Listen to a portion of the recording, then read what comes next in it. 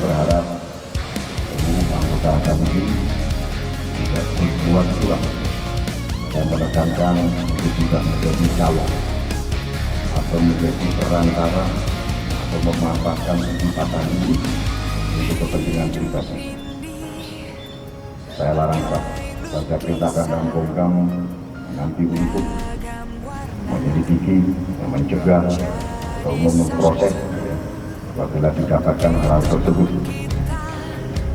Karena kita tidak ingin merugikan bangsa dan negara ini demi kepentingan pribadi.